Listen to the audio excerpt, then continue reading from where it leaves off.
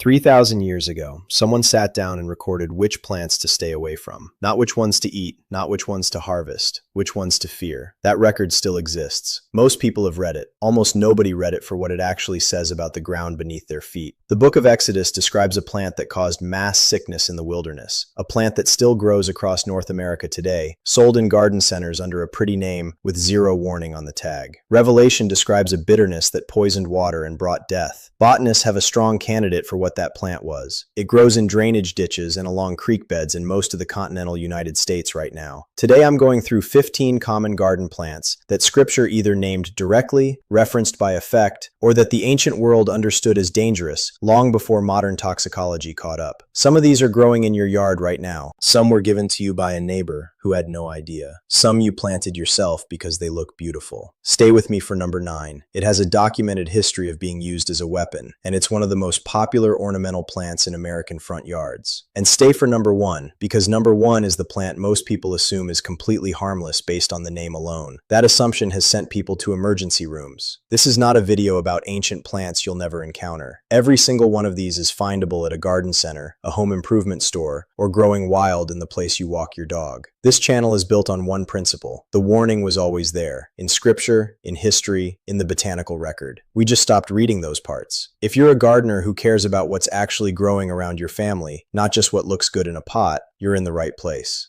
I've spent years tracking the plants that nobody puts a warning label on. This video is 15 of them. If you're new here, subscribe before we go any further. This community shares information that doesn't make it onto the seed packet or the garden center tag. That's why we're here. Come in and stay. Plant 15, foxglove, Digitalis purpura. Most people see foxgloves and think of cottage gardens. It's tall, it's dramatic, the blooms are purple and spectacular, and it shows up in every English garden photo you've ever admired. Here's what the plant shops don't tell you. Foxglove contains cardiac glycosides, specifically digitoxin and digoxin, compounds so powerful that they're still extracted today for heart medication. The entire plant is toxic. Leaves, flowers, seeds, and the water in a vase that held cut foxglove. Children have been poisoned by drinking that water. The ancient world knew this plant by reputation, if not by name. Medieval herbalists called it a plant that required wisdom, meaning you needed to know exactly what you were handling or you'd pay for the ignorance. The symptoms of foxglove poisoning read like something out of Scripture: vision disturbances where everything appears tinged with yellow, heart rhythm disruptions, confusion, and eventually, if the dose is large enough, cardiac arrest. It's sold in garden centers every spring. The tag says pollinator friendly. It is. The bees are fine. You might not be. The wisdom was always there. We just stopped teaching it. Plant 14, angel's trumpet, Brugmansia. Angel's trumpet looks like it belongs in a paradise garden. The flowers are massive, pendulous, white or pink or gold, and they smell extraordinary at dusk. People grow them in containers on patios and porches, specifically because they want something that looks otherworldly. The name gives you the first clue if you're reading carefully. The second clue is in the plant family, Solanaceae. Same family as belladonna, same family as Datura, which Scripture-era peoples across the Middle East and North Africa knew as a plant associated with dangerous altered states and death. Brugmansia contains tropane alkaloids, scopolamine, atropine, and hyoscyamine throughout every part of the plant. Every part. Ingestion causes what toxicologists call anticholinergic syndrome, hallucinations, elevated heart rate, inability to urinate, skin that flushes hot and dry, and in significant doses, seizures and coma. There are documented cases of people being poisoned by rubbing their eyes after handling this plant without washing their hands. The ancient world treated plants with these properties as sacred and terrifying simultaneously, never casual. We put them on patios and forget about them. The knowledge never left. We just stopped looking. Plant 13, oleander, Nerium oleander. Oleander grows everywhere in warm climates: Florida, California, Texas, the Gulf Coast. It lines highways because it's drought tolerant, grows fast, and produces flowers from pink to white to red nearly year-round. Municipalities plant it as a divider between lanes of traffic. Every part of this plant is toxic. That is not an exaggeration. Leaves, bark, flowers, roots, and the smoke produced by burning it. People have been poisoned by using oleander branches as skewers for food over a fire. One documented case involved a child who put a single oleander leaf in their mouth. The toxic compounds are oleandrin and nerine,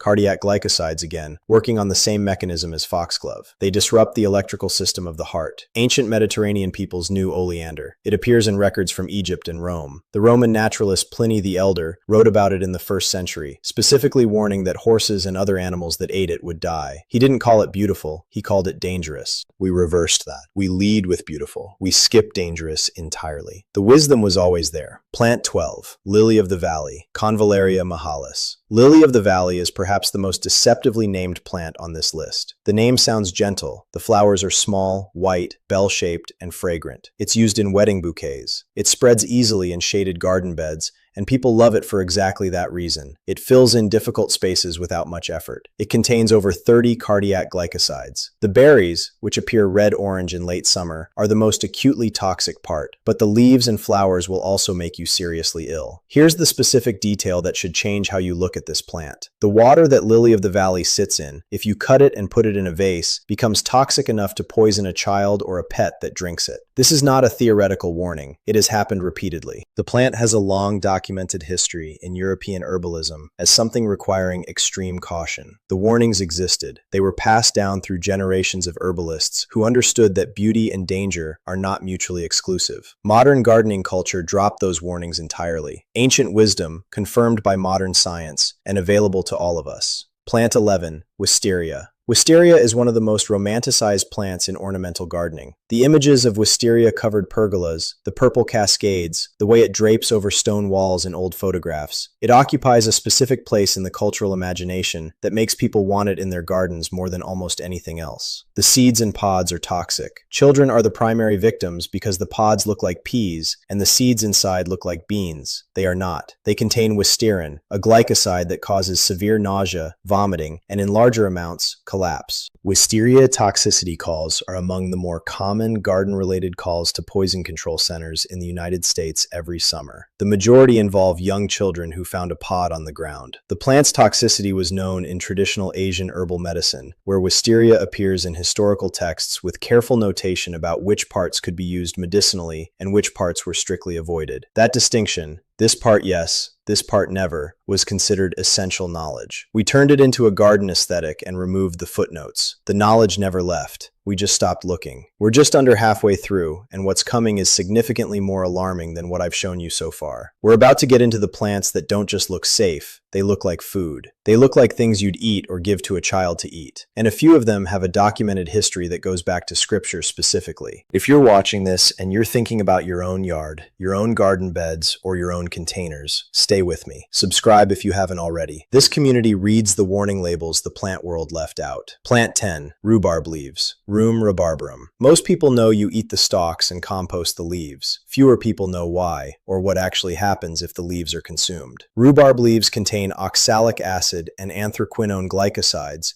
in concentrations high enough to cause kidney failure, not a stomachache, not a day of discomfort, acute kidney injury. The threshold for serious toxicity in adults is relatively high, but in children and pets it's far lower, and the leaves are large and distinctive looking enough that curious children sometimes handle them. Here's what most people miss. The warning against rhubarb leaves goes back centuries in European culinary tradition. Medieval cooks knew the leaves were not food. That knowledge was maintained in recipe books and household guides through the 1800s. At some point it became a footnote rather than a header, and now the majority of home gardeners who grow rhubarb couldn't tell you specifically why the leaves are dangerous. They just know they are, vaguely, somewhere in the back of their mind. Vague knowledge is not protection. Your child doesn't know the vague version. Ancient wisdom, confirmed by modern science, and available to all of us. Plant 9, English yew, Taxus baccata. This is the plant I mentioned in the hook. English yew is one of the most common ornamental plants in North American landscaping. It's used as a hedge, a foundation planting, a formal garden element. It's dense, it's dark green, it holds shape beautifully, and it requires almost no maintenance. The red berries it produces in fall are visually stunning. Birds eat them. Children find them appealing.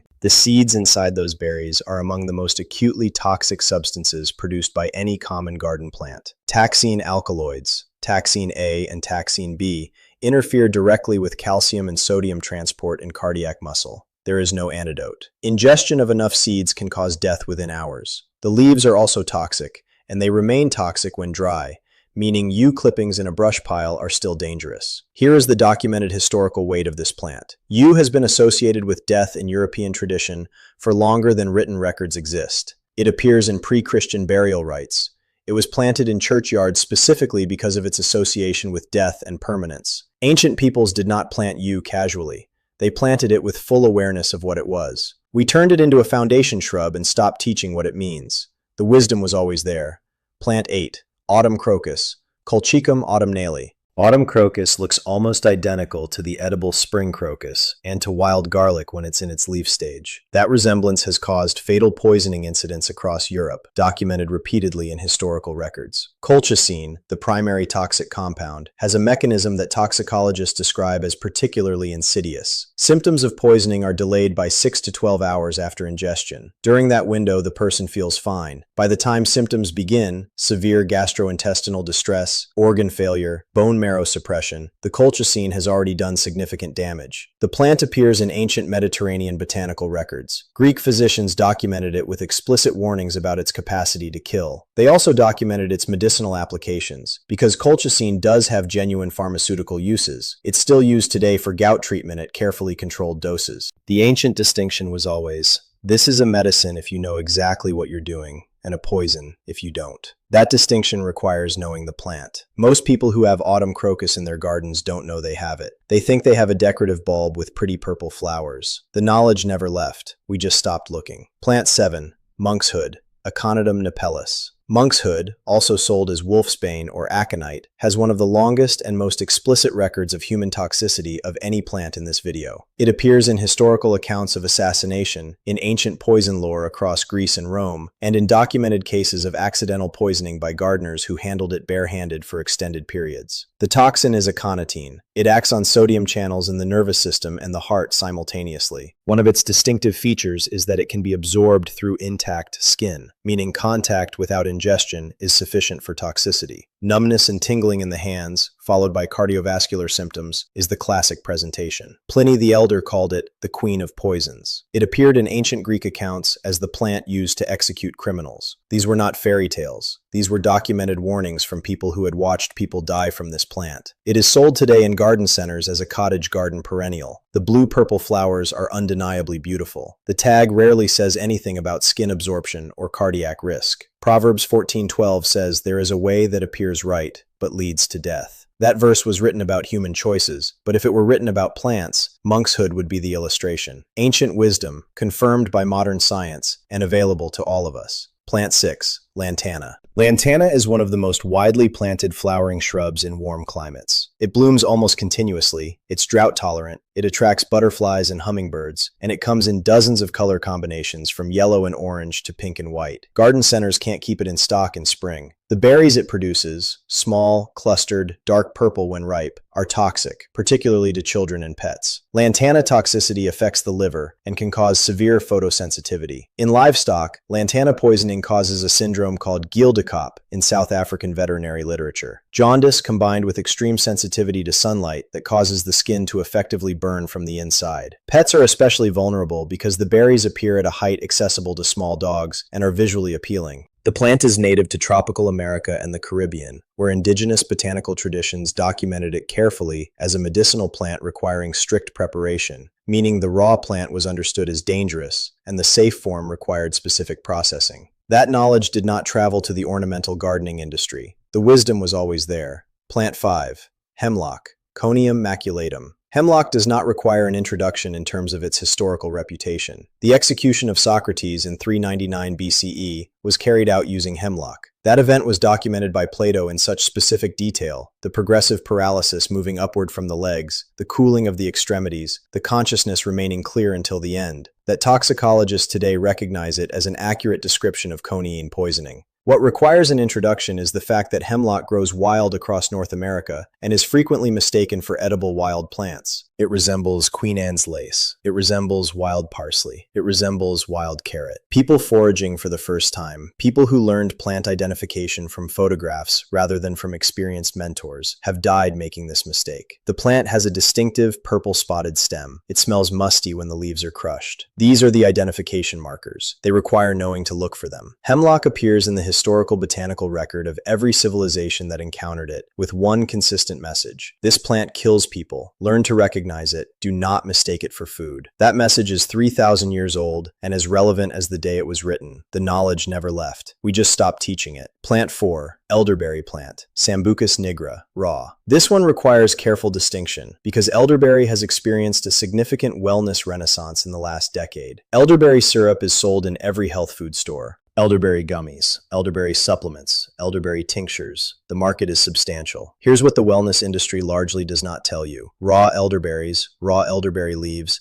and raw elderberry bark are toxic. The plant contains cyanogenic glycosides, specifically sambunagrin, that break down into hydrogen cyanide compounds in the body. Eating raw elderberries in quantity causes nausea, vomiting, and in larger amounts, more serious cyanide-related symptoms. The safe versions, cooked elderberry syrup, processed elderberry supplements, are safe because heat and processing break down the toxic compounds. The raw plant is not the same thing as the product on the shelf. People who grow elderberry at home, inspired by the wellness trend, often don't know this distinction. They grow the plant, see the berries, and assume that because the product is sold as a health supplement, the raw fruit must be safe to eat directly off the branch. Scripture does not name elderberries specifically, but Proverbs 4:7 speaks of wisdom as the principal thing. And understanding the difference between a plant's raw form and its prepared form is exactly the kind of wisdom that was transmitted through generations of herbalists and completely lost when we replaced that transmission with a label on a supplement bottle. The wisdom was always there. Plant 3, pokeweed, Phytolacca americana. Pokeweed is native to North America, and it occupies a complicated place in Appalachian and Southern food tradition. The young shoots, properly prepared through multiple boilings with the water discarded, have been eaten as poke salad for generations. That preparation method exists specifically because the plant requires it. Without multiple boiling cycles, the plant is toxic. The roots are the most dangerous part. They contain phytolactotoxin and phytolactogenin, compounds that affect cell division at a fundamental level. Pokeweed root extracts have been investigated in cancer research precisely because of how aggressively they interfere with cellular processes. That is not a safe thing in an uncontrolled context. That is a warning about potency. Children have been poisoned by pokeweed berries, which are dark purple and visually similar to blueberries or grapes. The plant grows large, often 8 to 10 feet, and produces abundant fruit. It establishes itself in garden edges, fence lines, and disturbed soil without being planted. Historical Appalachian and indigenous botanical traditions around pokeweed were never casual. The plant was understood as requiring precise knowledge to use safely, and that knowledge was considered essential to pass down. When the transmission breaks, when a child or a new gardener encounters pokeweed without context, the plant is simply dangerous. Ancient wisdom, confirmed by modern science, and available to all of us.